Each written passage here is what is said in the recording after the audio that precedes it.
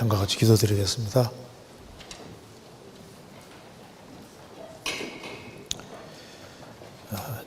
자비로우신 우리 아버지 하나님, 감사합니다.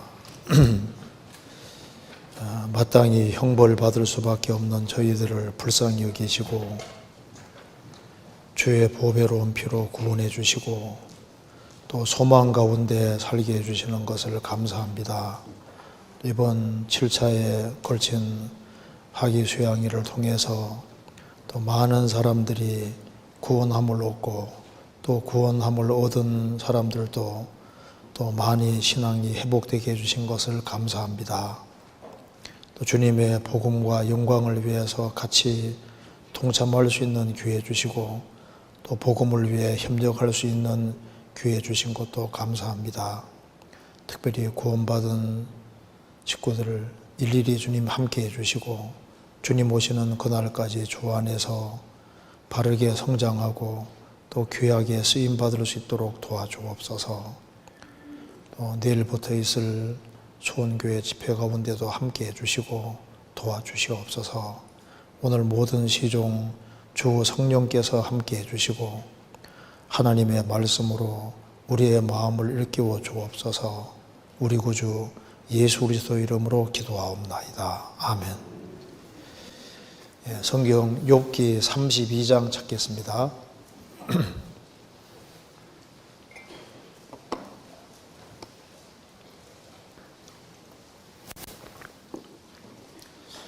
제가 1절부터 제가 읽겠습니다. 32장입니다. 1절. 욥이 스스로 의롭게 여김으로 그 세 사람의 대답이 그침에 람 족속 부스 사람 바라겔의 아들 엘리후가 노를 바라니 그가 욥에게 노를 바람은 욥이 하나님보다 자기를 의롭다 하며 또 세 친구에게 노를 바람은 그들이 능히 대답지는 못하여도 욥을 정죄함이라. 엘리후가 그들의 나이 자기보다 많음으로 욥에게 말하기를 참고 있다가 세 사람의 입에 대답이 없음을 보고 노를 바라니라. 부스 사람 바라겔의 아들 엘리후가 발언하여 가로되 나는 연소하고 당신들은 연로하므로 참고 나의 의견을 감히 진술치 못하였노라. 내가 말하기를 날이 많은 자가 말을 낼 것이요 해가 오랜 자가 지혜를 가르칠 것이라 하였으나 사람의 속에는 심령이 있고 전능자의 기운이 사람에게 총명을 주시나니 대인이라고 지혜로운 것이 아니요 노인이라고 공의를 깨닫는 것이 아니라. 그러므로 내가 말하노니 내 말을 들으라. 나도 내 의견을 보이리라. 내가 당신들의 말을 기다렸고 당신들이 할 말을 합당하도록 하여 보는 동안에 그 변론에 내 귀를 기울였더니 자세히 들은 즉 당신들 가운데 욥을 꺾어 그 말을 대답하는 자가 없도다. 당신들이 혹시라도 말하기를 우리가 지혜를 깨달았었구나. 그를 이길 자는 하나님이시오 사람이 아니라 하지 말지니라. 그가 내게 말을 내지 아니하였으니 나도 당신들의 말처럼 그에게 대답지 아니하리라. 그들이 놀라서 다시 대답지 못하니 할 말이 없음이구나. 그들이 말이 없이 가만히 서서 다시 대답지 아니한즉 내가 어찌 더 기다리라. 나도 내 분본대로 대답하고 나도 내 의향을 보이리니 내게 말이 가득하고 내 심령이 나를 강박함이라. 보라 내 가슴은 봉한 포도주 같고 새 가죽 부대가 터지게 됨 같구나. 내가 말을 바라야 시원할 것이라. 내 입을 열어 대답하리라. 나는 결코 사람의 낯을 보지 아니하며 사람에게 아첨하지 아니하나니 이는 아첨할 줄을 알지 못함이라. 만일 그리하면 나를 지으신 자가 속히 나를 취하시리로다. 거기까지입니다. 이번에 그 7차에 걸쳐서 학위 수양회가 있었고 또 수원교회는 7차 마지막 차수였습니다. 그래서 이제 1차가 수양이 1차가 진행될 때는 사람들이 수양회를 계속할 수 있을까 생각했는데 1차, 2차가 되니까 그 다음부터는 이제 전국에서 힘을 얻은 것 같아요. 그래서 이제 7차까지 이렇게 무사히 마치게 됐습니다. 그 7차에 걸쳐 수양회를 했는데 그 등록한 사람이 54,772명이고 침례를 받은 사람이 5,899명이라고 합니다. 많이 받았죠. 그래서 수원교회도 원래 우리가 목표 잡은 것보다 훨씬 더 많이 참여했고 또 이번에 또 결과를 보니까 수원교회에서도 정말 많이 구원받은 것으로 통계가 나오는 걸 봤습니다. 그래서 이번 수양회를 위해서 수원교회 식구들 정말 한마음과 한뜻이 되어서 많은 봉사와 수고를 해주셨습니다. 그런데 마지막 차수이기 때문에 그 타차수 사람들이 참석을 너무 많이 해서 이제 갑자기 많이 몰려오니까 이제 식당에서 주방 봉사하시는 그 어머니 자매님들 고생을 정말 많이 했습니다. 물론 봉사의 식구들 청년에도 이번에도 사람들을 많이 데려가고 여러 사람이 보이지 않는 많은 곳에서 수고해 주셨기 때문에 또 주님이 많은 사람을 구원의 길로 인도해 주다고 생각이 듭니다. 침대 받는 거 보셨죠? 사람들이 쭉 서 있는데 침대를 받는 모습 보니까 와, 죄인 한 명이 구원받아도 주님이 그렇게 기뻐하신다고 하셨는데 많은 사람들이 구원함을 얻을 때 주님이 얼마나 기뻐하셨을지 좀 실감이 좀 나더라고요. 죄인 하나가 회개하면 하늘에서는 회개할 것이 없는 의인 99이 나여 기뻐하는 것보다 더하리라. 그렇게 말씀하셨는데 한 죄인이 확실하게 구원을 받는다는 이건 정말 기적인데요. 그래서 수양에 가서 물론 구원을 받지 못한 사람들도 있지만은 또 많은 사람들이 실제로 구원을 받고 그리고 짧은 시간 내에 사람 마음이 아주 급속도로 바뀌고 또 고질적인 사람들 저 사람은 뭐 아무래도 안 되겠다 싶은 사람이 있는데 와서 구원받았다는 소리를 듣고 하니까 참 신기하다. 그래서 이게 정말 주님의 능력과 힘이라는 걸 아주 많이 생각할 수 있었습니다. 이번에 정말 수고를 많이 하셨습니다. 감사합니다. 오늘은 저게 욥기 32장부터 37장까지가 그 엘리후라는 사람이 이제 욥을 책망하면서 쭉 욥에게 욥이 무엇을 잘못했는지를 깨닫게 해주는 말씀입니다. 그래서 그 엘리후가 그 책망을 한 이 내용을 좀 같이 좀 배워보도록 하겠습니다. 32장 1절에 보면은 욥이 스스로 의롭게 여김으로 그 세 사람의 대답이 그침에 욥의 세 친구가 욥을 계속적으로 공격해도 나는 이렇게 엄청난 재앙을 만날 만한 죄를 짓지 않았다고 아주 강력하게 얘기를 하는 겁니다. 그래서 내가 이렇게 열심히 잘 살았다 하고 이제 쫙 얘기를 하는 겁니다. 이제 막판에는 막 속에 있는 거 다 끄집어내서 자신이 잘한 것을 쫙 나열했잖아요. 그러니까 새 친구가 할 말이 없는 거예요. 이제 그래서 2절에 람 족속 부스 사람 바라겔의 아들 엘리후가 노를 바라니 그가 욥에게 노를 바라면 욥이 하나님보다 자기를 의롭다 하며 여기 이제 아주 핵심적인 키를 얘기를 했습니다. 그 엘리후는 세 친구들이 말할 때 계속 듣고 있었던 거예요. 듣고 있었는데 그는 오래오래 참고 이제 세 친구가 더 이상 할 말이 없으니까 그때 비로소 말을 했잖아요. 그러니까 엘리후는 굉장히 젊은 사람입니다. 그러니까 욥도 나이가 많은 사람이고 세 친구도 나이가 많아요. 그래서 6절에 당신들은 연로함으로 라고 말한 것처럼 욥과 세 친구는 나이가 아주 많이 먹은 사람이고, 이제 엘리후는 6절에 말한 대로 나는 연소하고 젊은 사람입니다. 젊은 사람임에도 불구하고 32장부터 37장까지를 말할 수 있다는 건, 이것은 정말 성령의 도우심으로 이야기하는 것이 분명합니다. 그래서 엘리후는 자신이 말하는 것은 이제 하나님의 도우심인 것을 확실하게 말을 하고 있습니다. 욥기 33장 4절을 보시겠습니다.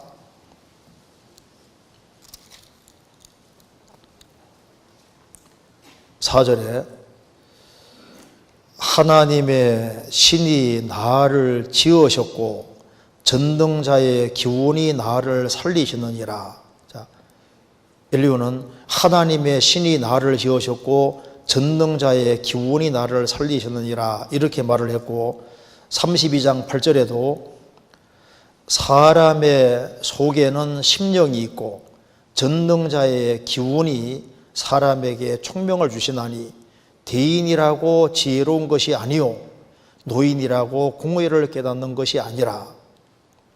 그러니까 하나님의 성령이 계시고 사람 속에는 심령이 있고 전능자의 기운이 총명을 주시는데, 하나님이 총명을 주면은 젊은 사람도 얼마든지 진리를 말할 수 있다는 겁니다.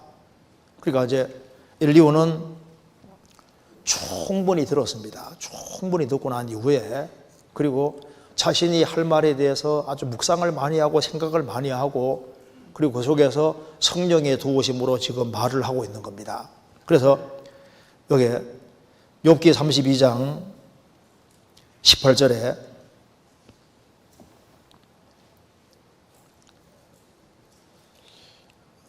내게 말이 가득하고 내 심령이 나를 강박함이니라. 보라, 내 가슴은 봉한 포도가죽 같고 새 가죽 부대가 터지게 됨 같구나. 내가 말을 발하여야 시원할 것이라. 네 입을 열어 대답하리라. 그러니까 욥과 세 친구의 변론을 계속 듣고 있는 중에 하고 싶은 말이 막 그렇게 많지만은 꾹 참고 변론이 끝날 때까지 기다렸던 거예요. 기다려서 이제 세 친구가 더 이상 말 못하니까 하고 싶은 얘기가 너무 많이 있는데 참고 참다가 이제 자기 마음속에 있는 것을 얘기를 하는데, 이것은 충분히 생각을 하고 정말 하나님의 성령의 도우심을 받아서 말을 하는 겁니다. 그래서 33장 1절에 그런즉 욥이여 내 말을 들으며 나의 모든 말에 귀를 기울이기를 원하노라. 내가 입을 여니 내 혀가 입에서 동하는구나. 내 말이 내 마음의 정직함을 나타내고 내 입술이 아는 바를 진실이 말하리라. 하나님의 신이 나를 지으셨고 전능자의 기운이 나를 살리시느니라. 그래서 엘리후는 간절한 그 아주 마음을 가지고서 정말 이 욥과 세 친구에게 뭔가 중요한 걸 깨닫게 할 그 간절한 마음을 가지고 뜨거운 마음 가지고 지금 말하고 있는 겁니다. 그래서 엘리후는 세 친구 보니까 세 친구 말에 문제가 많은 걸 알은 거예요. 욥도 문제가 많다는 걸 알은 겁니다. 그래서 32장 다시 보시면은 2절에 남족속 부스 사람 바라겔의 아들 엘리후가 노를 바라니 그가 욥에게 노를 바람은 욥이 하나님보다 자기가 의롭다 하며 또 세 친구에게 노를 바람은 그들이 능히 대답지는 못하여도 욥을 정죄함이라. 그러니까 세 친구에게 왜 노를 바랬냐 하면은 욥이 명백히 죄를 지었다. 그 전제 가지고 막 계속 얘기하는 정죄를 했는데 욥은 세 친구 얘기 들어보고 욥 얘기 들어보니까 욥이 무슨 큰 죄를 지은 건 아니거든요. 그러니까 욥 속을 알지도 못하고 그러면서 무조건 정죄했으니까 욥 세 친구들 너희들 문제 있다. 그래서 욥을 너희들은 제대로 알지도 못하면서 정죄했다. 세 친구 그건 잘못됐다는 겁니다. 세 친구는 욥이 어마어마하게 큰 죄를 지었으니까 10명의 자녀들이 죽고 재산 날아가고 몸 전체가 병들었다. 그래서 이런 모든 일이 벌어진 원인은 중죄다. 그래가지고 욥을 계속 지금까지 정죄해서 했는데 너희들 그 정죄가 잘못된 것이었다 그 말입니다. 욥은 그럼 욥은 잘했느냐? 욥도 문제가 있다는 걸 얘기를 하는 겁니다. 그래서 욥의 핵심 문제는 뭐냐? 2절에 욥이 하나님보다 자기를 의롭다 하며, 요걸 딱 문제 삼았습니다. 이게 맞는 겁니다. 그래서 엘리오는 아주 이게 정확히 정답을 말하고 있습니다. 그럼 여기에 욥이 하나님보다 자기가 의롭다며 이것을 풀어서 얘기를 하는 것이 33장 9절입니다. 33장 제가 8절부터 읽어보겠습니다. 내가 실로 나의 듣는 데서 말하였고 나는 내 말소리를 들었느니라 이러기를. 여기 이제 욥이 하나님 앞에서 잘못을 범한 핵심을 여기에 지적하고 있습니다.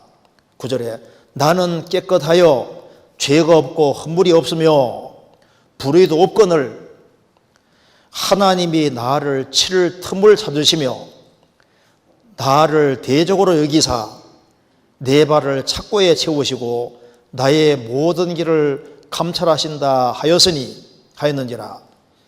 내가 내게 대답하리라. 이 말에 내가 의롭지 못하니 하나님은 사람보다 크심이니라. 그러니까 엘리오는 욥의 잘못이 뭔지를 정확히 알고 하는 겁니다. 나는 깨끗하여 죄가 없고 흠물이 없으며 불의가 없거늘 내가 완벽하게 살기 때문에 하나님은 나를 치를 틈을 찾으시며, 욥을 하나님이 대적으로 여기시지 않잖아요. 그런데 욥은 나를 하나님이 대적으로 여기사 내 발을 착고에 세우시고 나의 모든 길을 감찰하시면서 나를 칠 틈을 찾으신다. 그래서 욥은 하나님이 괜히 나에게 대해 생트집을 잡고 있다. 이렇게 힘들게 만들어서 나를 죄짓게 만드는 그런 식으로 하고, 그래서 나는 끝까지 의롭고 진실한데 하나님이 나에 대해서 부정적인 생각을 갖고 있는 것처럼 그런 뉘앙스로 말하면서 자기가 아주 하나님 앞에서 너무 잘한 것을 쫙 드러냈잖아요. 그래서 엘리후가 말합니다. 그래서 엘리후의 이제 기본 논점이 뭐냐 하면은 먼저 욥이 알아야 될 것이 있다. 바로 이걸 알아야 된다는 겁니다. 12절에 내가 내게 대답하리라. 이 말에 내가 의롭지 못하니 하나님은 사람보다 크심이니라. 이제 핵심 키가 바로 이겁니다. 하나님은 사람보다 크시다. 그러니 너가 하나님에 대해서 부정적인 발언을 한 것, 이것 자체에 아주 근본적인 잘못이 있는 거다. 하나님은 사람이 아니고 하나님은 사람보다 크심이니라. 하나님은 사람보다 얼마나 크십니까? 여기 요한일서 3장입니다.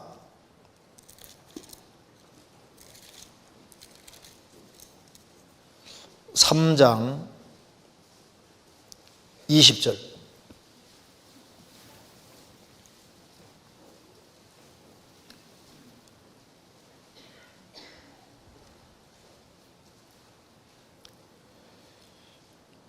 (392페이지입니다) 우리 마음이 혹 우리를 책망할 일이 있거든 하물며 우리 마음보다 크시고 모든 것을 아시는 하나님일까 보냐.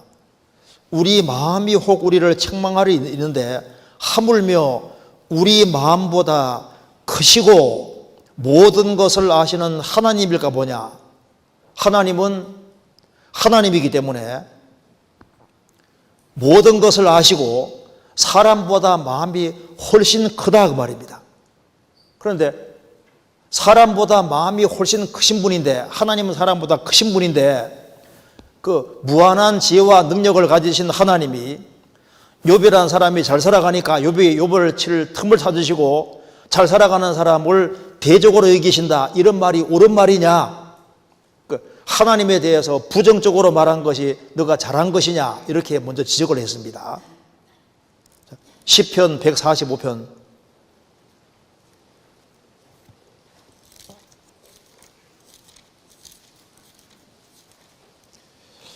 시편 145편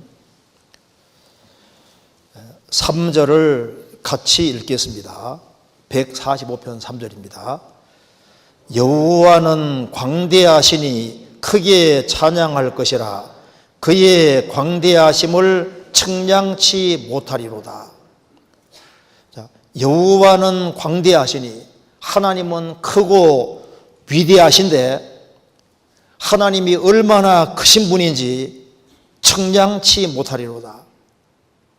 이 우주를 창조하신 하나님이 크기에서도 무한하시고 지혜, 능력, 권능 모든 것에서 무한하신 분인데, 요 먼저 알아야 될 것이 있다. 첫째 뭘 알아야 되냐면, 하나님은 사람보다 크시다. 하나님은 사람이 아니다. 사람보다 크시다. 그걸 먼저 얘기했습니다. 그런데 이 크신 하나님 앞에서 너가 이해가 안 된다고 해서 하나님에 대해서 부정적으로 얘기를 하는 그것에서 너가 의롭지 못한 거다. 너가 바르게 살았다 할지라도 하나님에 대해서 부정적으로 얘기한 거, 이거 잘한 거냐? 잘못한 거다. 그리고 하나님 하시는 일이 이해가 안 되기 때문에 이제 욥이 이제 엘리후가 책망합니다. 자, 너가 네 머리로 도무지 이해가 되지 않지 않느냐? 그러면 이해가 안 된다고 해서 하나님이 틀리다고 단정해서는 안 된다는 겁니다. 욥기 다시 보시겠습니다. 33장. 욥기 33장 13절입니다. 하나님은 모든 행하시는 것을 스스로 진술치 아니하시나니 내가 하나님과 변쟁하면 어찌미뇨. 하나님과 따져보겠다는 말을 하는 이유가 뭡니까? 하나님 잘못한 것이라고 생각하는 거예요. 그래서 하나님은 모든 행하시는 것을 스스로 진술치 아니하시나니 내가 하나님과 변쟁하면 어찌미뇨. 하나님은 하나님 하시는 모든 것을 사람에게 다 진술을 하고 다 알려주지는 않잖아요. 우리는 하나님 하시는 것에 대해서 부분적인 것밖에 모릅니다. 고린도 전서 13장에 말한 대로 우리는 부분적으로 지금 알고 있는 거예요. 모든 걸 다 아는 것이 아닙니다. 주님 앞에 가면은 모든 것을 다 알 수 있지만은 하나님이 하시는 것을 일일이 다 진술하는 것이 아니기 때문에 하나님 하시는 일에 대해서 우리가 모르는 부분이 굉장히 많이 있을 수 있다, 그 말입니다.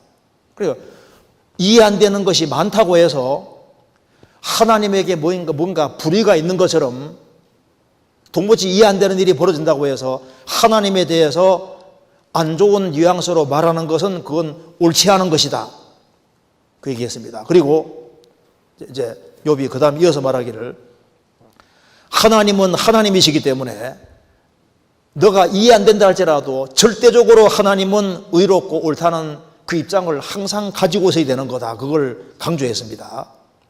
욥기 34장입니다.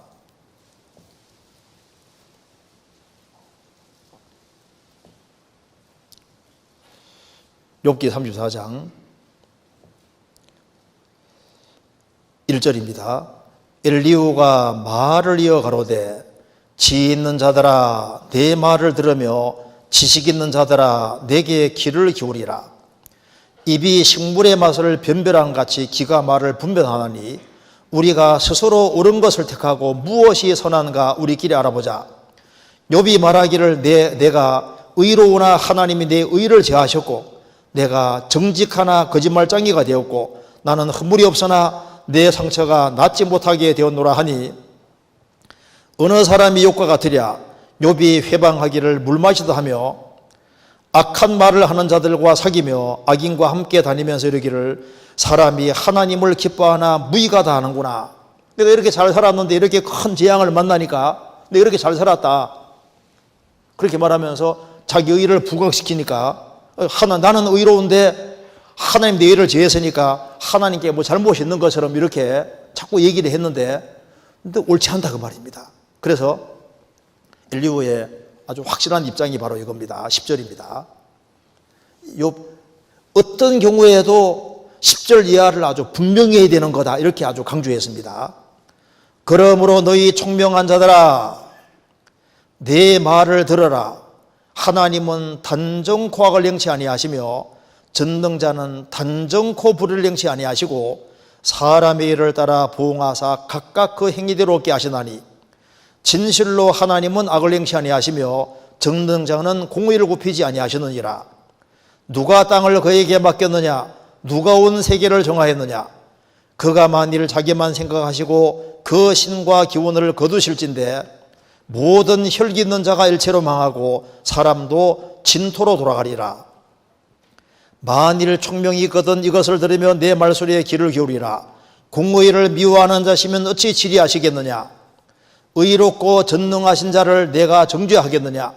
그는 왕에게라도 비루하다 하시며 귀인들에게라도 악하다 하시며 왕족을 외모로 취하지 아니하시며 부자를 가난한 자보다 더 생각지 아니하시나니 이는 그들이 다 그의 손으로 지은 바가 됨이니라.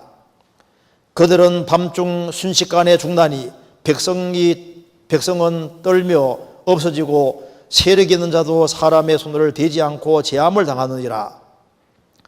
하나님은 사람의 길을 주목하시며 사람의 모든 걸음을 감찰하시나니 악을 행한 자는 숨을 만한 흑암이나 어두운 그늘이 없느니라. 여기 엘리후는 이렇게 말합니다. 13절에서 누가 땅을 그에게 맡겼느냐? 누가 온 세계를 정하였느냐? 하나님은 이 천지 만물을 지배하고 통치하는 통치자가 아니냐? 그리고 14절에서 그가 만일 자기만 생각하시고 그 신과 기운을 거두실 텐데 하나님 만일 이기적인 분이라고 하면은 15절에 모든 혈기 있는 자가 일체로 망하고 사람도 진토에 돌아갈 것이다. 하나님은 이기적인 분이냐? 아니다 그 말입니다. 하나님은 자비하신 분이기 때문에 사람을 외모로 취하는 그런 거 없다. 16절에 만일 총명이 있거든 이것을 들으며 내 말소리에 귀를 기울이라. 공의를 미워하시는 자시면 어찌 치리하시겠느냐? 의롭고 전능하신 자를 내가 정죄하겠느냐? 그는 왕에게라도 비루하다 하시며 귀인들에게도 악하다 하시며 왕족을 외모로 취하지 아니하시며 부자를 가난한 자보다 더 생각지 아니하시나니 이는 그들이 다 그의 손으로 지은 바 됨이니라.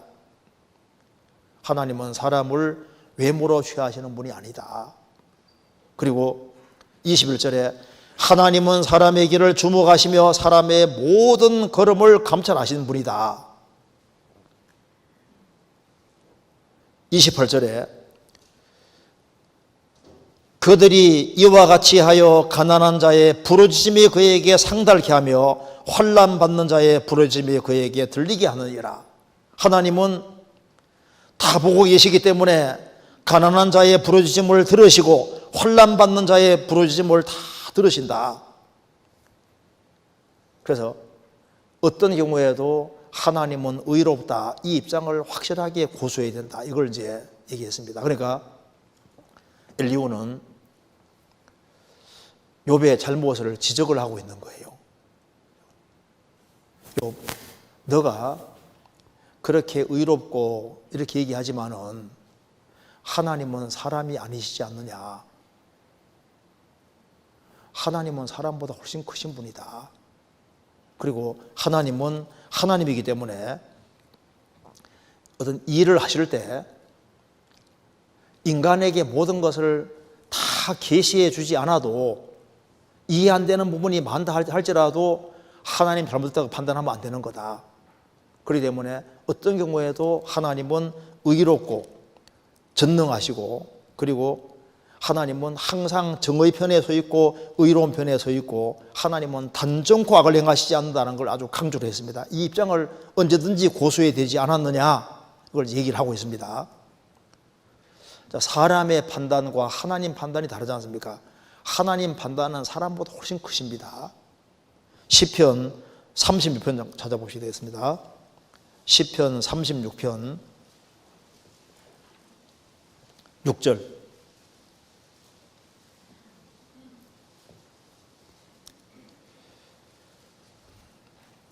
주의 의는 하나님의 산들과 같고 주의 판단은 큰 바다와 일반이라. 여호와의 주는 사람과 짐승을 보호하시나이다. 주의 의로운 말씀은 하나님의 산들과 같고, 하나님의 산은 거대한 산을 가리킵니다. 그래서 이 하나님의 의는 아주 태산 같아, 움직이지 않는 태산 같아. 사실 하나님의 의로운 말씀 한마디 한마디는 거대한 산과 같은 거예요. 움직일 수 없습니다. 그리고 주의 판단은 큰 바다와 일반이라. 하나님의 판단은 큰 바다와 일반이라. 하나님 판단은 넓고 깊다 그 말입니다. 그래서 하나님이 말씀하시면 시간 지나면은 하나님 말씀이 맞다는 걸 확실히 알 수 있습니다. 하나님은 실수로 판단하는 그런 일이 없습니다. 하나님이시니까. 한 의과대학 교수가 학생들에게 질문을 했다고 합니다. 이런 내용입니다. 한 부부가 있는데 남편은 매독이 걸려 있고 아내는 심한 폐결핵에 걸려 있고, 이 가정에는 아이가 4명 있는데 한 아이는 며칠 전에 병으로 죽었고 남은 3아이도 결핵으로 누워 있어서 살 가망성이 없었다는 겁니다.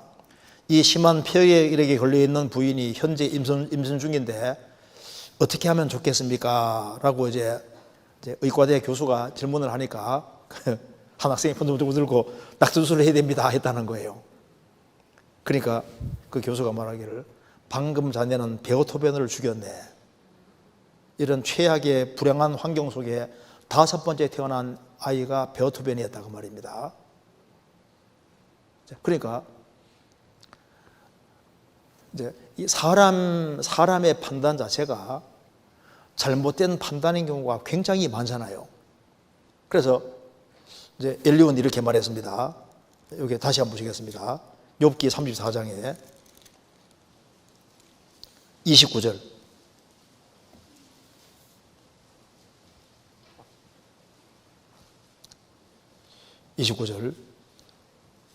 이거는 같이 읽어보겠습니다. 주께서 사람에게 평강을 주실 때 누가 감히 잘못하신다 하겠느냐? 주께서 자기 얼굴을 가리우실 때 누가 감히 배울 수 있으랴?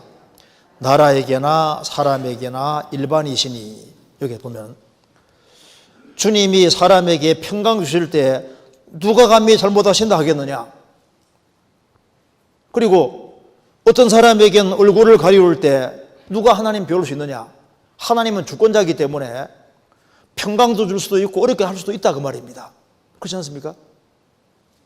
그러니까 하나님이 평강을 주시고 얼굴을 가린다고 할 때 하나님께 문제가 되느냐? 또 그 이유를 빨리 답을 안 한다고 해서 하나님 잘못되다 할 수 있느냐? 하나님은 하나님이니까 뜻대로 할 권리가 있다는 겁니다. 그러면서 욥에게 아주 중요한 얘기 했습니다. 34장 33절. 이게 중요한 구절입니다. 제가 읽겠습니다. 하나님이 내 뜻대로 갚으셔야 하겠다고 내가 그것을 싫어하느냐? 그러면 내가 스스로 택할 것이요 내가 할 것이 아니니 너는 아는 대로 말하라. 엘리오는 말합니다. 하나님이 너의 뜻대로 갚으셔야 하겠다고 내가 그것을 싫어하느냐? 너의 인생 코스를 너가 원하는 대로 안 했다고 해서 너가 지금 싫어하는 거냐? 지금 욥이 지금까지 잘 나갔지 않습니까? 그 당대에 막 재산도 최고 많고 가장 존경받고 제일 꼭대기에 서잖아요. 이제 이런 코스로 가서 인생을 끝내리라고 생각을 했는데 인생 코스가 갑자기 확 달라졌잖아요. 자기 원하지 않는 코스로 바뀌었다 그 말입니다. 그래서 하나님이 너의 뜻대로 안 한다고 해서 너는 이 상태로 하면서 편안하게 죽음 맞이하고 주님 앞에 갈 거라고 생각을 하고 살아왔는데 코스가 확 달라져 버렸으니까 너가 원하는 코스대로 안 했다고 너가 싫어하느냐? 그러니 하나님 잘못했다고 할 수 있겠느냐? 그러면 내가 스스로 택할 것이요 내가 할 것이 아니니 너는 아는 대로 말하라. 그러면 네가 스스로 택해봐라. 야, 그럼 줘봐. 너가 이런 코스로 가는 게 최선이라고 생각했는데 그럼 너가 생각하는 제일 좋은 코스가 뭔지 얘기해봐라. 하나님이 코스를 틀었다고 해서 하나님 잘못했다고 말할 수 있느냐? 사실 욥의 코스를 바꿔가지고 욥기가 기록되고 욥이 유리하게 되잖아요. 그러니까 너가 원하는 코스가 아니라 다른 코스가 됐기 때문에 너가 싫어하느냐? 이제 그래서 엘리후가 얘기를 하면서 이제 엘리후가 아주 중요한 얘기를 합니다. 하나님은 하나님이신데 너가 정말 바르게 행하는 것이 맞다면 하나님은 어렵게만 하는 분이 아니라 틀림없이 하나님은 전지전능하신 분이니까 넓은 곳을 반드시 길을 여는 분이다. 이걸 확실하게 얘기했습니다. 그래서 이제 욥기 36장 보시겠습니다. 36장 3절입니다. 내가 먼 데서 지식을 취하고 나를 지으신 자에게 의를 돌려보내리라. 영광을 하나님께만 돌리겠다는 겁니다. 그러면서 5절에 하나님은 전능하시나 아무도 멸시치 아니하시며 그는 지능이 무궁하사. 하나님은 전능하시지만은 아무도 멸시치 않으시고 하나님은 지능이 무궁하시다. 욥에게 말합니다. 하나님은 전능하신 분이고 지능이 무궁하신 분이 아니냐. 그러니 너가 정말 바른 태도를 가지고 있는 것이 사실이라면 하나님은 틀림없이 이 길을 이끄시는 거다. 15절입니다. 하나님은 곤고한 자를 그 곤고할 즈음에 구원하시며 학대당할 즈음에 그 길을 여시나니 그러므로 하나님이 너를 곤고함에서 이끌어내사 좁지 않고 넓은 곳으로 옮기려 하셨은즉 물은 내 상에 차린 것이 살찐 것이 되었으리라. 여기 엘리후가 말합니다. 자, 하나님은 전능하시고 지능이 무궁하신 분이니까 악인은 결국은 파멸시키시고 너가 정말 주 안에서 바른 마음과 바른 태도가 살았으면은 그러면 하나님이 곤고할 즈음에 틀림없이 어떤 일을 하냐면은 넓은 곳으로 옮기시는 것은 100% 사실이다. 이렇게 말했습니다. 그래서 16절에 그러므로 하나님이 너를 곤고함에서 끌어내사 좁지 않고 넓은 곳으로 옮기려 하셨은즉 물은 내 상에 살찐 것이 되었으리라. 하나님의 축복이 그 뒤에 기다리고 있는 것이다. 이렇게 얘기했습니다. 엘리후가 말한 것이 맞잖아요. 욥이 이런 시련을 통과하고 난 다음에 하나님께서 이렇게 비참과 공공 중에 있을 때 주님이 탁 때가 되니까 어떻게 했습니까? 넓은 곳으로 탁 이끌어 주셨잖아요. 왜 이걸 생각하지 않느냐? 그러니까 하나님은 곤고한 곳에서 넓은 곳으로 분명히 주시는 분이니까 어떤 상황 속에서도 하나님에 대해서 부정적인 이미지로 말하는 것은 절대적으로 아니었다. 너가 의롭다고 계속 말함으로써 하나님은 불의한 것처럼 얘기하고 하나님이 약간 좀 문제가 있는 분인 것처럼 이렇게 생각하게 계속 만들은 이것에서 너가 의롭지 못한 것이다. 이렇게 지적을 했습니다. 그리고 이제 하나님은 넓은 곳으로 분명히 이끄신다. 이 말이 맞는 거예요. 하나님은 넓은 곳으로 이끄시는 분이다. 이걸 엘리후가 일단 제일 강조해서 말하고 있습니다. 넓은 곳이라는 겁니다. 성경 전체가 이렇게 얘기를 하고 있습니다.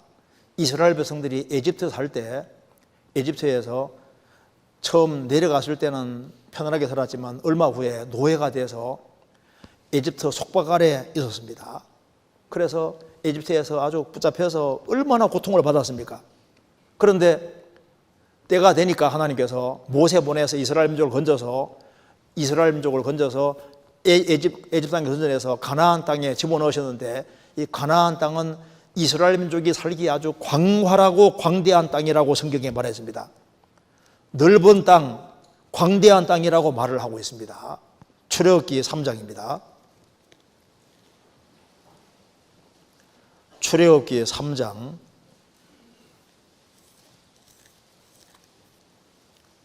8절.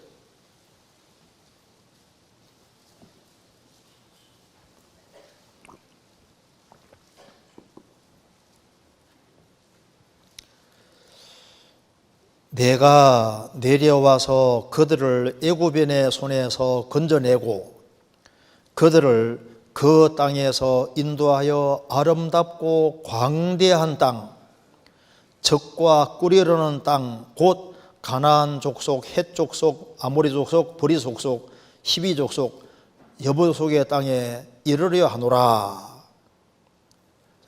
이스라엘을 에집트 건져내서 가나안 땅에 집어넣으셨는데, 이 가나안 땅은 아름답고 광대한 땅, 젖과 꿀이 흐르는 땅이라고 했습니다. 그리고 에집트 속박에서 벗어내서 주님께서 광대한 가나안 땅으로 이끄셨잖아요. 이스라엘이 불순종한 죄로 바벨론 포로 잡혀갔는데, 이 바벨론 포로 잡혀가서 고통받는 그것을 물 없는 웅덩이라고 했습니다. 구덩이라고 했거든요.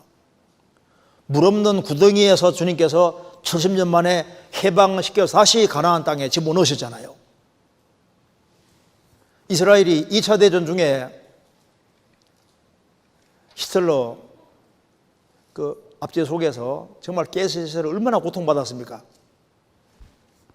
그 강제 수용소 그 좁고 좁은 곳에 있다가 때가 되니까 주님께서 이스라엘을 독립시켜주고 이스라엘 땅에 집어넣지 않습니까? 그러니까 꼼짝달싹 못하는 그런 속에 있다가 건져내서 때가 되면 넓은 곳으로 인도하는 이것은 성경 전체 법칙에 속하는 겁니다. 이건 성경 전체가 아주 명확히 가르치는 사실인 거예요. 그래서 요셉 같은 경우도 보시면은 참 요셉도 에집트 감옥 속에 있다가 때가 되니까 주님이 딱 방석에서 누워서 총리가 되게 하시고 자유롭게 행복하게 만들어 주시지 않습니까? 성경 전체는 이 사실을 분명히 말하고 있습니다. 그래서 하나님은 욥에게도 말씀하시기를, 엘리야를 통해서 말씀하기를, 이제 너가 공고한데 이것으로 인생 끝이 아니라 뭐가 있느냐, 넓은 곳이 있다, 이렇게 얘기를 했습니다. 넓은 곳이, 틀림없이 넓은 곳이 있습니다. 그래서 고통에 그걸 달릴지라도 때가 되면 주님께서 넓은 곳으로 확실히 인도하십니다. 성경 시편 31편입니다. 시편 31편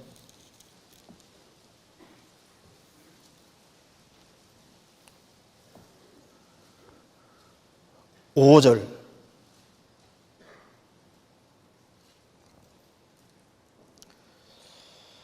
내가 나의 영을 주의 손에 부탁하나이다. 진리의 하나님 여호와여 나를 구속하셨나이다. 내가 허탄한 거짓을 숭상하는 자를 미워하고 여호와를 의지하나이다.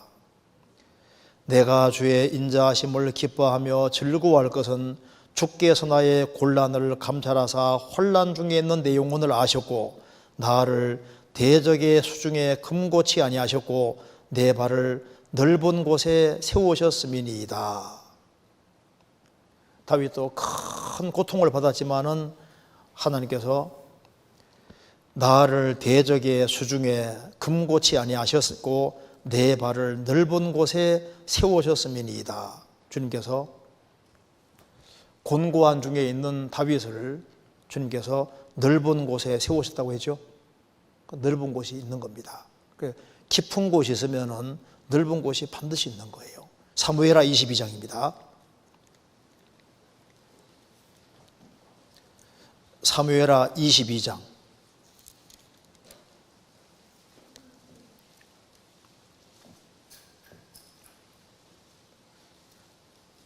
502페이지입니다.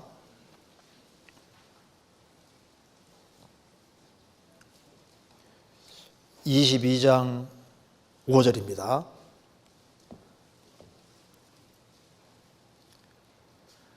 사망의 물결이 나를 애우고 불의의 창소가 나를 두렵게 하였으며 음부의 줄이 나를 두르고 사망의 울무가 내게 이르러도다.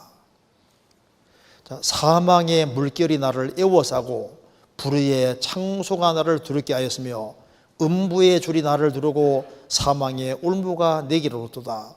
다윗은 위태위태한 상황을 너무나도 많이 지났습니다. 하나님이 안 도와주면 언제든지 죽을 수 있는 상황이 많이 부딪힌 겁니다.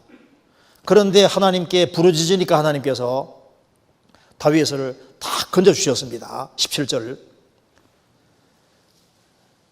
저가 위에서 보내서 나를 취하시며 많은 물에서 나를 건져내셨도다. 그리고 20절 같이 읽겠습니다. 또 나를 넓은 곳으로 인도하시고 나를 기뻐하심으로 구원하시도다. 그 깊은 속에 들어가서 고통을 많이 받던 다윗을 하나님이 끄집어내서 나를 넓은 곳으로 인도하시고 나를 기뻐하심으로 구원하시도다. 그래서 깊은 구렁 속에 있던 다윗을 끄집어내서 넓은 곳으로 인도하시고 그리고 나중에는 다윗을 높은 곳에 딱 세우시는 겁니다. 33절 하나님은 나의 견고한 요새시며 나를 온전한 곳으로 인도하시며 나의 발로 암사슴 발같게 하시며 나를 나의 높은 곳에 세우시며 높은 곳에. 그러니까 다윗이 깊은 곳에서 고통을 많이 받았는데 그 고통받는 다윗을 딱 끄집어내셔서 넓은 곳으로, 넓고 광활한 곳으로, 넓은 곳은 안전한 곳이잖아요. 그걸 인도하시고 그리고 하나님께서 온전한 곳으로 인도하시면서 나중에 나를 나의 높은 곳에 세우시며 궁극 목적은 뭡니까? 높은 곳에 세우시는 것이 목적인 거예요. 욥은 재앙을 당하는 동안에 아주 굉장한 곤란과 공고 속에 깊음 속에 있었습니다. 그런데 하나님이 계시니까 하나님은 거기에 계속 두시는 게 아니라 때가 되면은 넓은 곳으로 인도하려고 하나님이 계획하고 있지 않았느냐 이렇게 말하고 있는 겁니다. 하나님 살아 계시니까 넓은 곳이 있습니다. 우리도 마찬가지인 거. 우리도 시편 118편 보시겠습니다. 시편 118편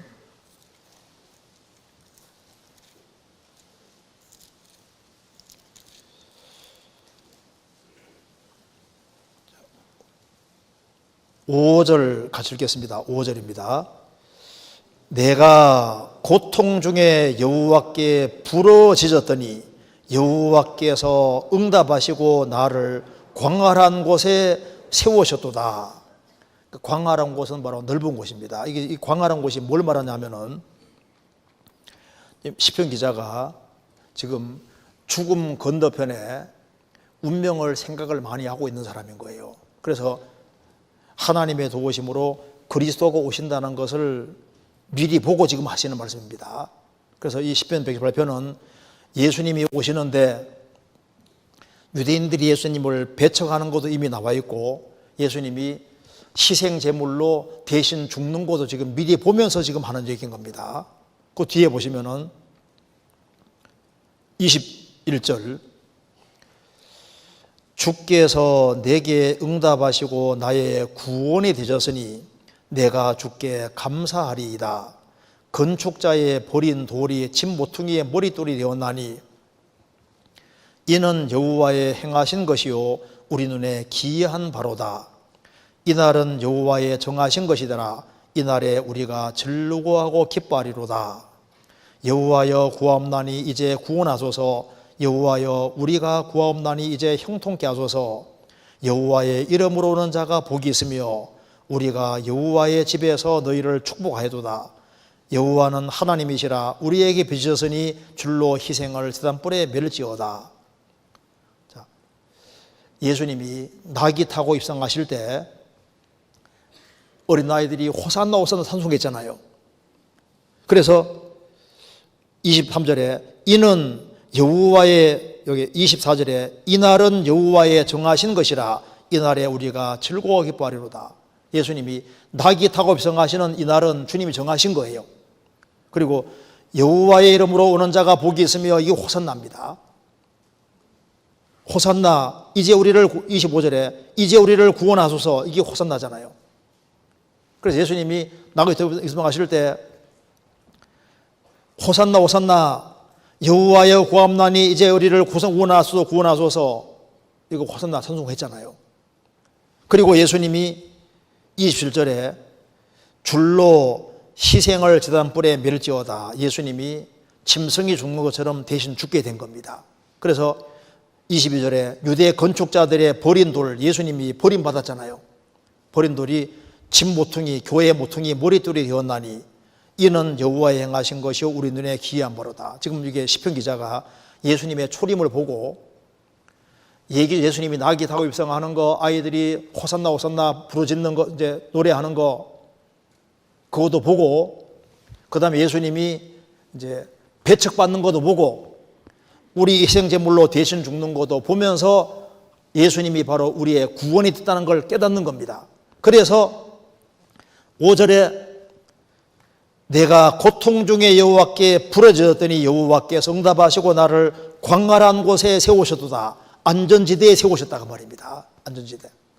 지금 구원을 안 받은 모든 사람은 벼랑길을 걷는 것과 똑같은 거예요. 그러다가 어느 날 십자가를 통과할 때 비로소 나를 광활한 곳에 세우셨다, 안전지대에 세우신 걸 우리가 알 수 있는 거라고요. 구원 안 받은 모든 사람은 아슬아슬한 벼랑길을 걷는 것과 똑같습니다. 팔 헛디디면 그대로 지옥 떨어지는 거예요. 구원 받을 때 그리스도 예수 안에 들어갔는데 그곳이 광활한 곳이고 그게 가장 안전지대인 겁니다. 구원 받을 때 광활한 곳에 나를 세우신 거예요.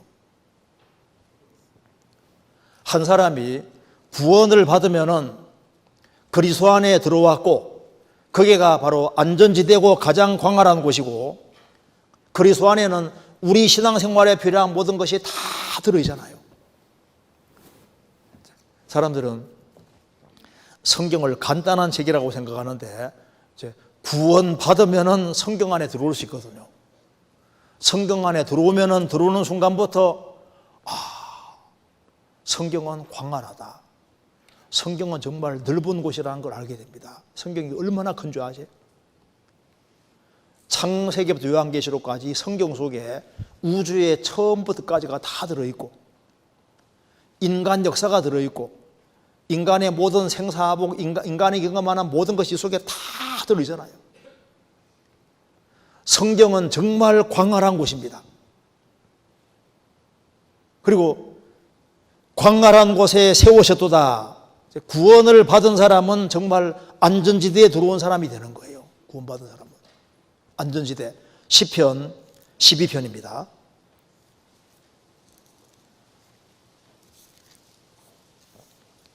시편 12편 5절.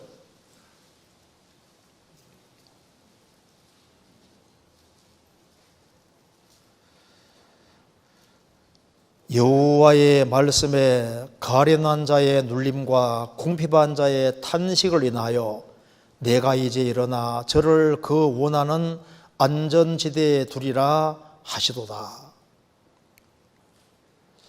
이 세상에서는 안전지대가 없습니다. 가장 안전한 곳이 어딜까요? 예수 그리스도 안이 제일 안전한 곳이에요. 그 원하는 안전지대에 두리라. 그리스도 밖에 있다가 그리스도 안에 들어왔을 때 여기가 제일 안전지대입니다.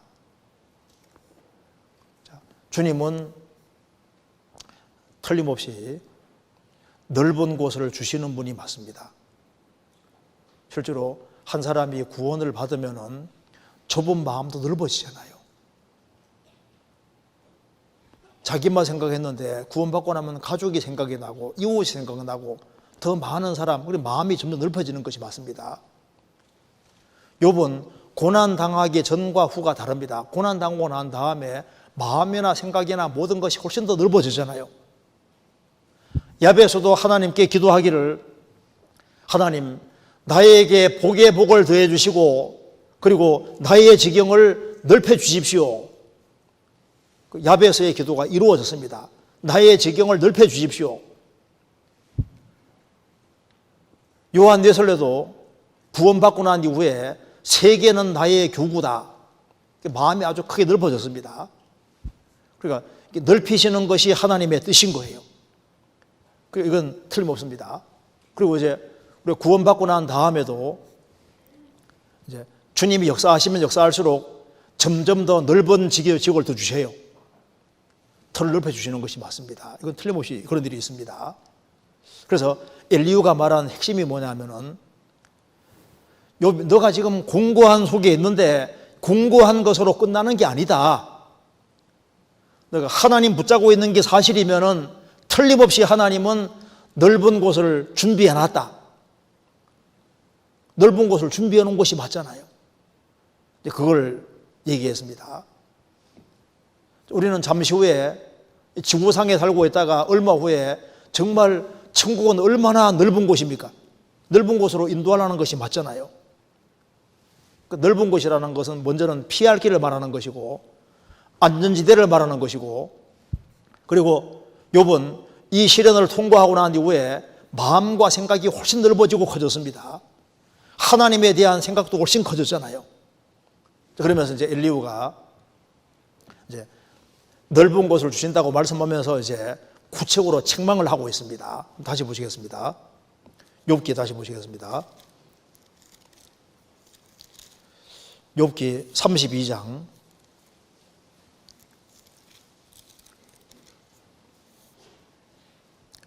3절.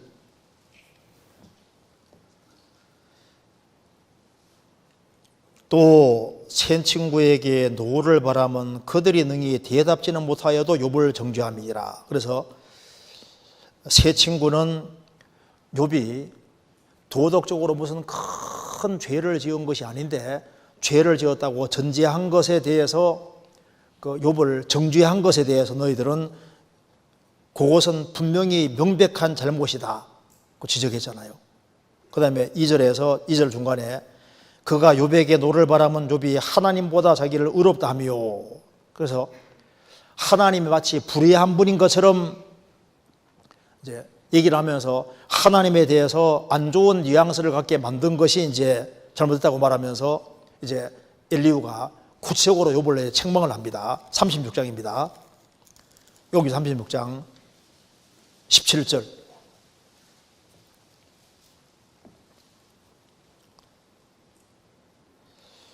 너는 분격함을 인하여 징책을 대적하지 말라. 대속함을 얻을 일이 큰즉 스스로 그릇되게 말지니라. 이렇게 엘리후가 아주 중요한 얘기를 했습니다. 욥, 너 지금 잘한 것이 많다고 계속 얘기하고 있는데, 물론 잘한 것이 많지. 그렇지만 그래도 너가 구원받는 것은 뭐로 구원받는 거냐? 대속으로 구원받는 것이 아니냐? 그래서 여기에 대속함을 얻을 일이 큰즉 스스로 그릇되게 말지니라. 그 대속물. 그래서 욥 자신도 나의 구속자가 살아계시니 그가 후일에 땅 위에 서실 것이라. 욥기 19장 나와 있잖아요. 욥은 자기를 구속할 구속주가 있고 자신이 구원되는 것은 자기의 의로움 때문이 아니라 그리스도 때문에 구원되는 거니까, 너가 아무리 의로운 일을 많이 했다 할지라도 너가 구원되는 것은 너의 의로운 행위로 구원되는 것이 아니라 대속으로 구원되는 거니까 마땅히 어떤 경우에도 주님만 높이고 해야 되는 것이 맞는 것이지 왜 너가 잘한 것을 너무 많이 얘기하느냐. 그래서 이제 욥에 여기 이제 엘리후가 너 의롭다고 했지.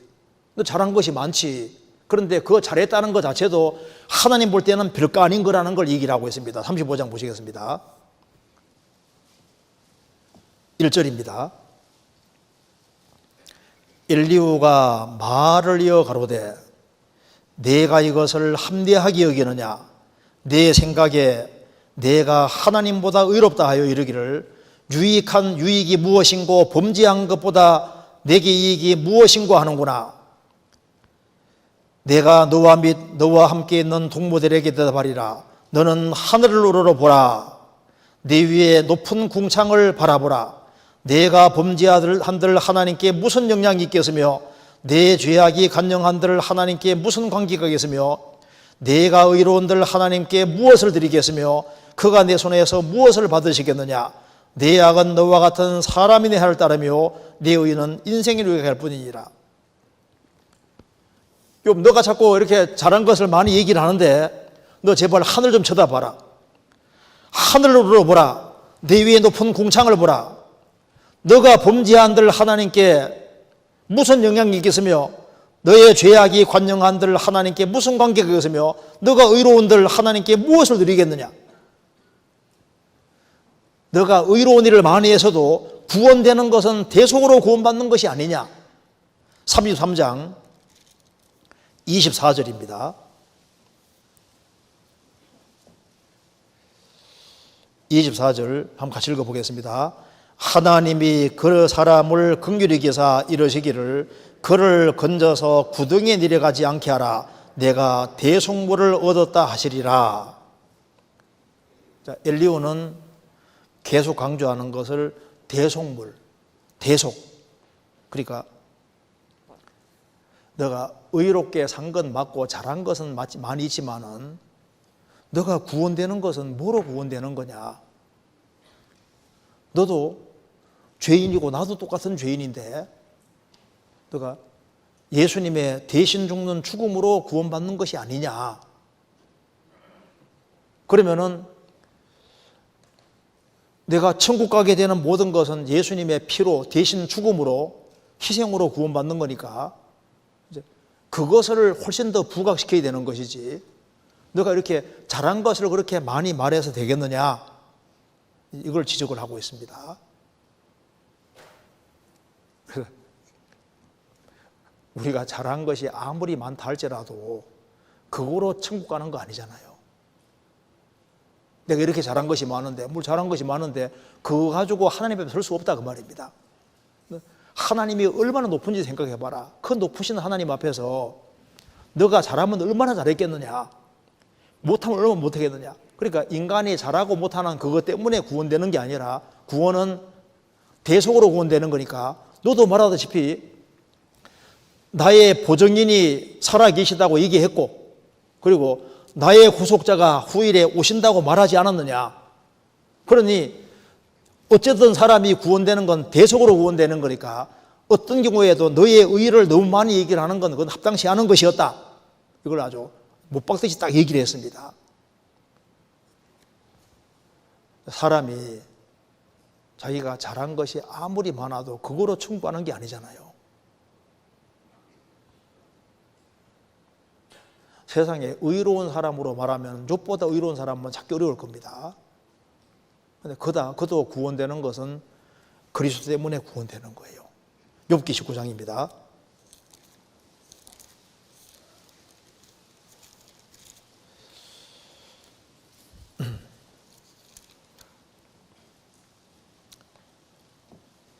(25절)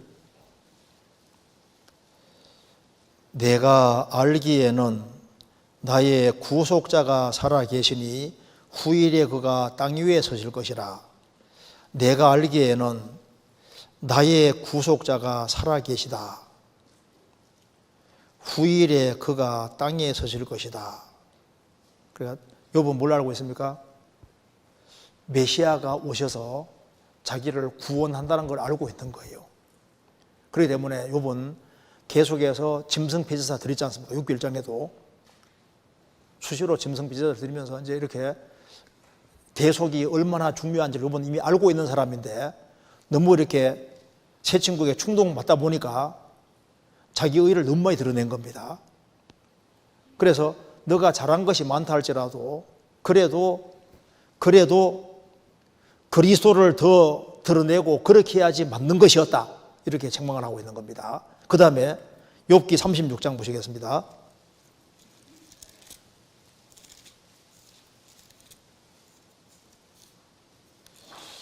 36장 20절.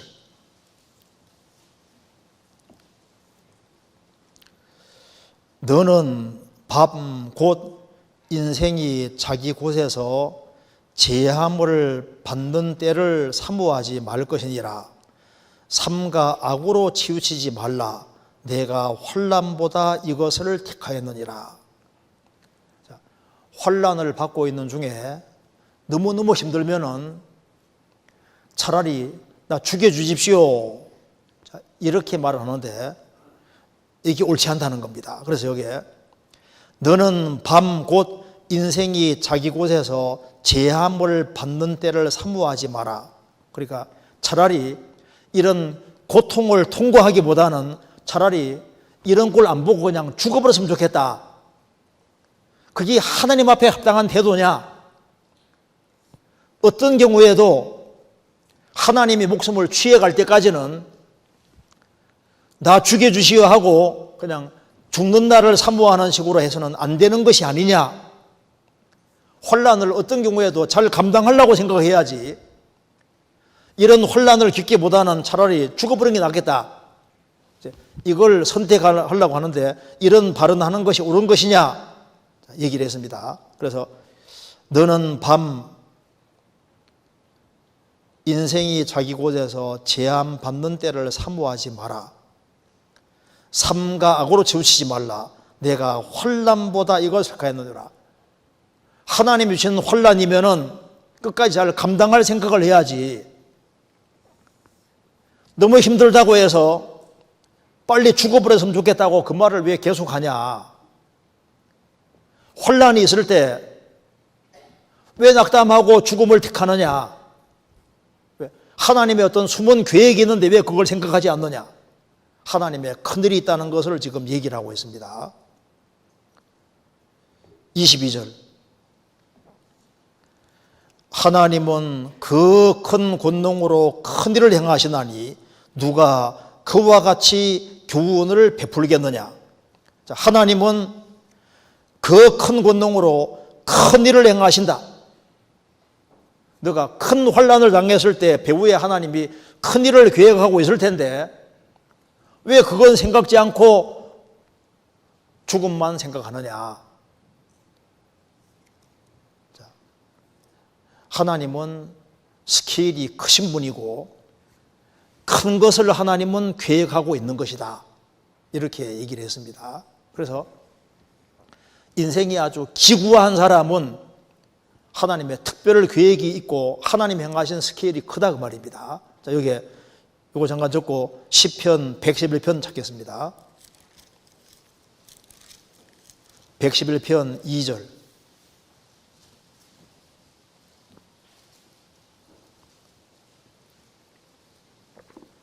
네, 같이 읽겠습니다. 여호와의 행사가 크시니 이를 즐거워하는 자가 다 영구하는도다. 자, 여호와의 행사가 작습니까? 크신입니까? 크시니. 하나님은 프로젝트가 굉장히 커요. 하나님이시니까. 그래서 아담이 범죄했을 때 하나님이 여자의 옷은 보내주겠다 약속했죠. 약속하고 얼마 만에 왔습니까?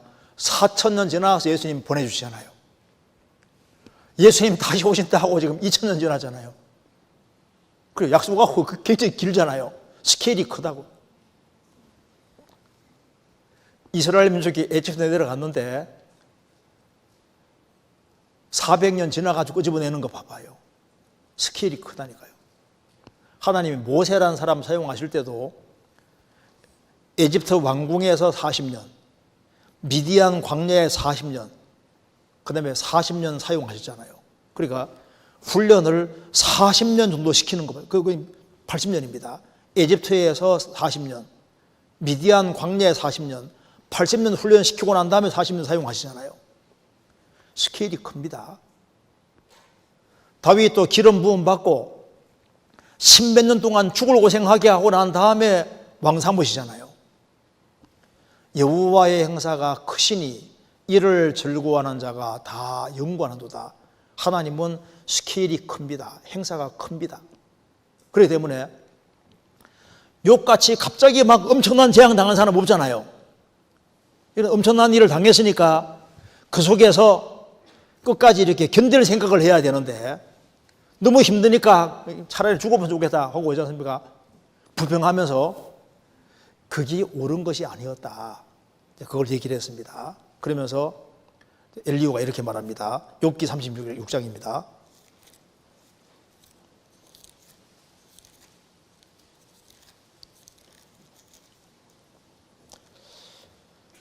(36장) 24절.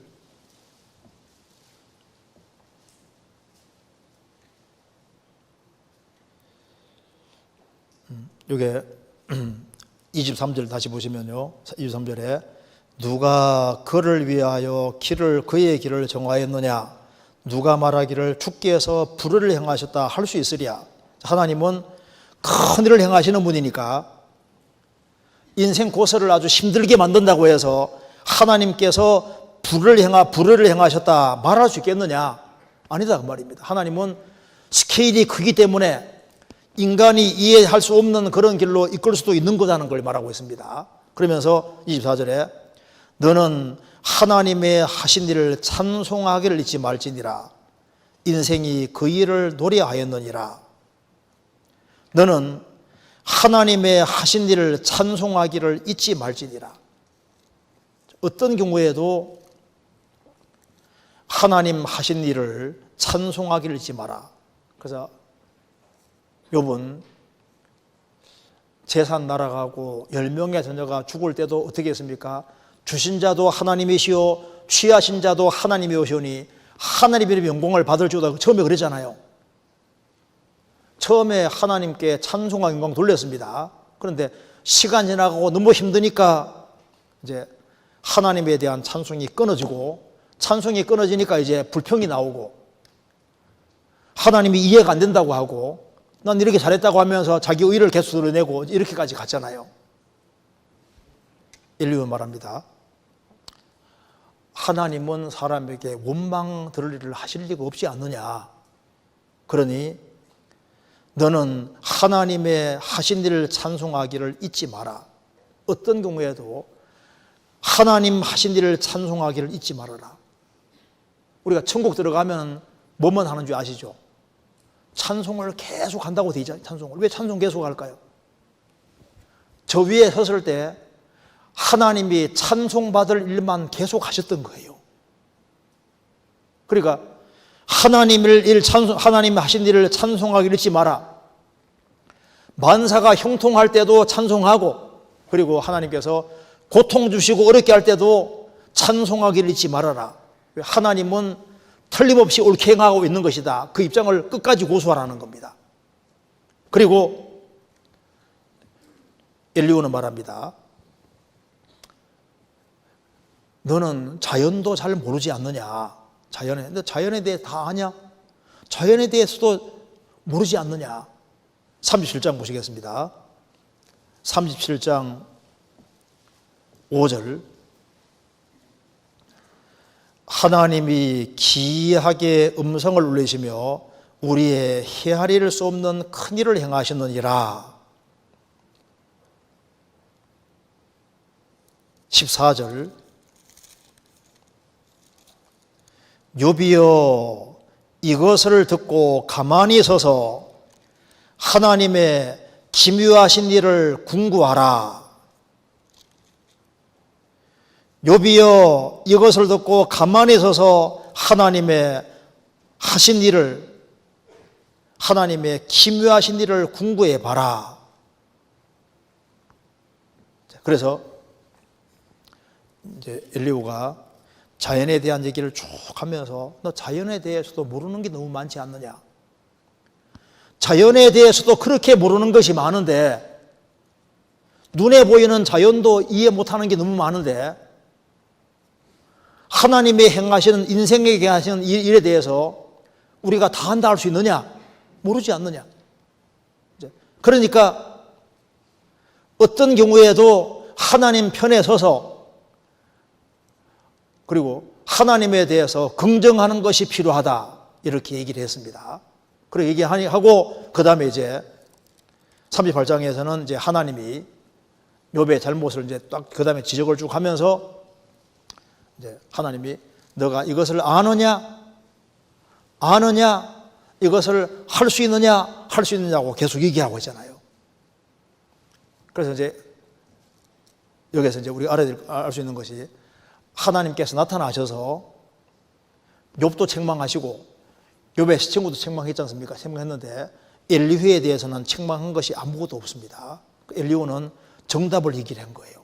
그래서 엘리후는 이런 걸 얘기를 하는 겁니다. 이제 엘리후가 얘기를 하는 논점은, 하나님께 조금이라도 불의가 있는 것처럼 발언하는 것은 큰 잘못이다. 왜? 하나님은 사람이 아니고 하나님이시기 때문이다. 그걸 첫 번째 강조했습니다. 이건 우리에게도 맞는 얘기지 않습니까? 그래서 우리는 어떤 경우에도 하나님에게 뭔가 불의가 조금이라도 있는 것처럼 그런 뉘앙스를 풍기는 말을 하는 것은, 그건 전적으로 잘못된 것이다, 그 말입니다. 근데 우리가 실수를 할 수 있습니다. 하나님에 대해서 모르는 게 너무 많으면서도 왜 하나님 왜 이렇게 했냐 저렇게 했냐고 하나님에 대해서 함부로 말하는 경우, 이것이 얼마나 심각한 것인지를 엘리후는 책망하고 있는 거예요. 또 한 가지는, 인생 코스에 대해서 불평하는 것은 잘못된 거다. 그걸 얘기해요.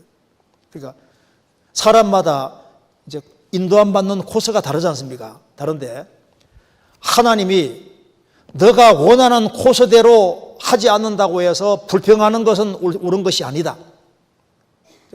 이제 엘리후가 말하는 그 말입니다. 너의 뜻대로, 너가 원하는 방향대로 안 해주고 너가 원치 않는 방향으로 이끌어 간다고 해서 그걸 너가 싫어하면서 불평하면서 그렇게 하면 되느냐? 옳지 않다는 겁니다.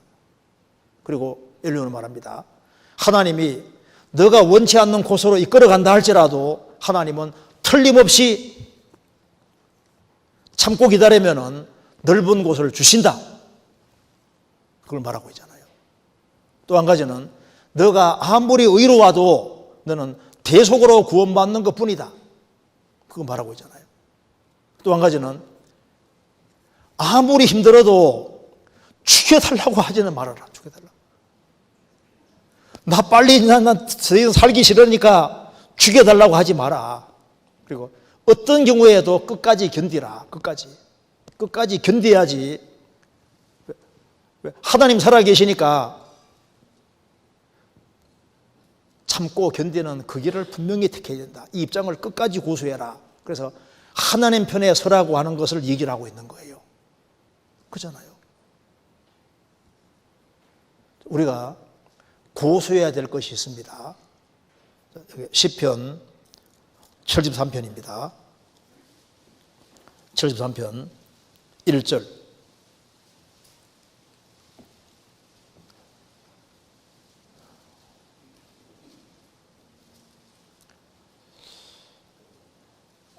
하나님이 참으로 이스라엘 중 마음이 정결한 자에게 선을 행하시나. 어떤 경우에도 이거 붙잡아야 됩니다. 하나님은 참으로 이스라엘 중 마음이 정결한 자에게 선을 행하신다. 하나님은 마음이 정결한 자에게 선을 행하신 분이다. 이걸 끝까지 붙잡아야 됩니다. 그런데 마음을 청결히 하는 사람은 하나님이 선을 행하시는 게 분명한데, 그런데 반대 현상이 벌어지는 겁니다. 반대 현상이. 그래서 여기 13절에 보면은 이 1절을 믿었기 때문에 이렇게 살았던 겁니다. 13절에 내가 내 마음을 정히 깨끗이 하며 내 손을 씻어 무지하단 것이 실로 헛되도다. 나는 종일 재앙을 당하며 아침마다 징책을 보아도다. 1절을 믿었기 때문에 마음을 깨끗이 하고 손을 깨끗이 하고 바르게 진리 가운데 행했다 그 말입니다. 행했는데 종리를 재앙당하고 아침마다 징책을 보고 고통을 받는데 아기는 보니까 너무 잘 돼가는 거예요. 2절에 나는 거의 실족할 뻔하였고 내 걸음이 미끄러질 뻔하였으니 이는 내가 악인의 형통함을 보고 오만한 자를 질시하였음이로다. 황당한 상황이 벌어지는 겁니다. 그러니까 이 세상을 잘 보면은 악한 자가 더 잘 돼가는 것처럼 보이잖아요. 의로운 사람이 우월한 일을 당하고 이게 세상이 꼬꾸라진 것처럼 보이니까 그러니까 사람들이 일절을 못 붙잡는 거예요. 하나님은 마음이 정결한 자에게 선을 행하신다. 그 엘리후가 이거 꼭 붙잡고 있어야 되는 걸 얘기하는 거예요. 어떤 경우에도 하나님은 하나님이시기 때문에 하나님은 정의 편에 계시고 의로운 편에 계시고 하나님은 어떤 경우에도 인간이 이해가 안 된다 할지라도 절대적으로 하나님은 불의를 행하는 것이 아니다. 이것을 엘리후는 막 몰입할 것 같이 아주 뼛속에 가지고 꽉 가지고 있는 거예요. 그러니까 하나님께서 바른 분별력을 딱 주시고 새 친구의 잘못이 뭔지도 정확히 알게 해주시고 욥의 잘못이 무엇인지 딱 보게 해주시잖아요. 만일 엘리후가 이런 견고한 입장을 안 가지고 있었으면 엘리후가 욥과 욥의 새 친구에 대해서 정확히 지적할 수 없습니다. 그렇잖아요. 우리도 마찬가지예요. 우리도 신앙생활하는 가운데서 어떤 경우에도 하나님은 잘하고 있다는 생각을 항상 가지면서 사물을 판단해야 됩니다. 당장 이해가 안 된다 할지라도 그걸 항상 믿고 있어야 되는 거예요. 고린도전서 13장입니다.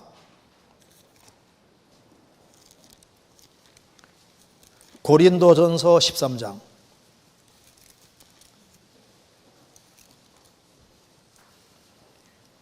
13장 12절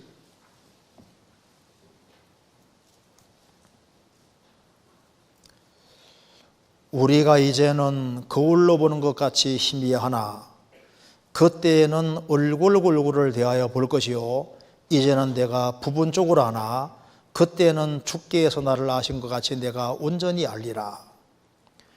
이제는 우리가 거울로 보는 것 같이 희미하나 옛날 거울은 청동제 거울이니까 희미하게 보였습니다.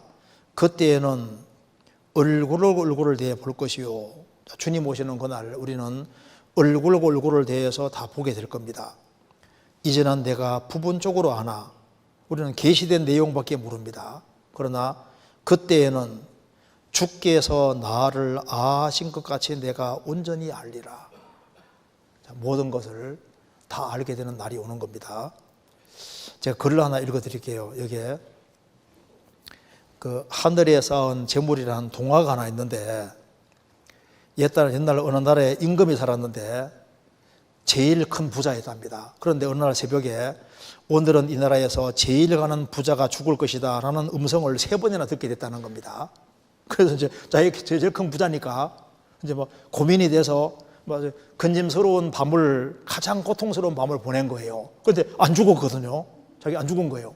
그래서 신하들을 시켜서 죽은 사람이 누가 있냐 물어보니까 놀랍게도 늙은 장모님 거지가 지난밤에 죽었다는 거예요. 그러니까 장님 거지가 죽었다고 하니까 이 사람이 내보다 재산을 어딘가 감춰놨는가 싶어서 그래서 이제 이 거지 집에 가서 사사히 뒤져봤는데 아무것도 없는 거예요. 그 깔고 자던 집단과 더러운 베개뿐 아무것도 없는 거예요. 그때 지혜로운 신하가 이렇게 말했답니다. 죽은 장님은 많은 재산을 하늘에 쌓아둔 모양입니다. 하늘에 쌓아두면 도둑맞을 염려도 없고 녹슬 염려도 없으니까요. 하늘에 쌓는 보물이야말로 세상에서 어떤 보물보다 훌륭한 보물입니다. 이 말을 듣고 임금은 크게 감동받아서 이제 어려운 사람들을 도와주면서 이렇게 살았고 죽을 때는 내가 죽거들랑 내 무덤을 거지 무덤 옆에 두라고 이렇게 했다고 합니다. 그러니까 진짜 부유한 것이 무엇일까요? 어떤 경우에도 하나님 편에 서서 하나님 하시는 모든 일을 긍정하고 하나님 하신 것이 이해 안 된다 할지라도 하나님은 옳습니다 하고 그 뒤를 묵묵히 따라가는 그것이 제일 현명하고 바른 길이라는 걸 알 수 있습니다. 욥은 나중에 회복이 되잖아요. 하나님은 욥에게 넓은 길을 주시고 욥을 정말 가장 크게 높여놨습니다. 하나님은, 성경의 하나님은 고난만 주시는 하나님이 아니라 회복해 주시는 하나님이십니다. 회복을 주잖아요. 하나님은 회복시킬 의지를 갖고 있는 가지고 있는 분입니다. 그래서 욥기 이제 32장부터 31장까지 내용 속에는 엘리후가 욥을 책망하면서 욥이 미처 깨닫지 못했던 중요한 사실을 몇 가지를 깨닫게 해주는데, 이것이 이제 우리가 고난당하는 입장에 있는 사람에게서는 이것이 좀 우리에게 좀 교훈이 많이 되리라고 생각을 합니다. 여기까지 말씀드리겠습니다. 같이 기도하시겠습니다. 자비로우신 우리 아버지 하나님, 많은 사람 중에서 저희들을 복음으로 불러주시고 또 주님의 크신 은혜와 사랑 가운데 살게 해주시는 것을 감사합니다. 저희들 생을 살아가는 가운데 이해되지 않는 많은 일에 부딪히게 됩니다. 하지만 항상 주님 말씀을 의지하고 선하시고 의로우신 주님을 의지하며 생을 살 수 있도록 도와주옵소서. 머지않아 주님 앞에 서는 그날 잘했다는 칭찬을 받을 수 있도록 우리의 삶을 다스려 주시고, 내일부터 있는 전도 집회에도 함께해 주셔서 이번에 진리를 구하는 사람들이 많이 구원함을 얻을 수 있도록 역사해 주시옵소서. 우리 구주 예수 그리스도 이름으로 기도하옵나이다. 아멘. 찬송 같이 부르시겠습니다. 은혜 찬송 132장입니다.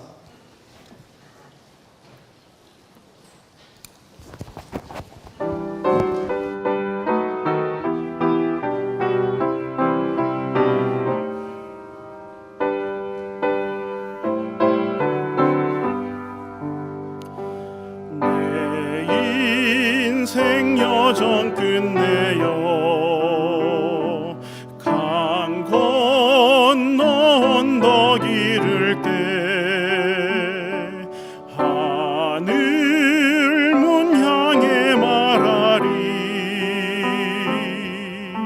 예수 인도하셨네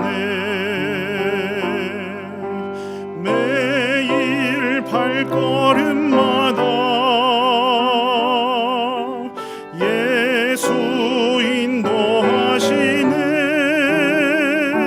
나의 무거운 죄짐을 모두 벗고 하는 말 예수 인도하셨네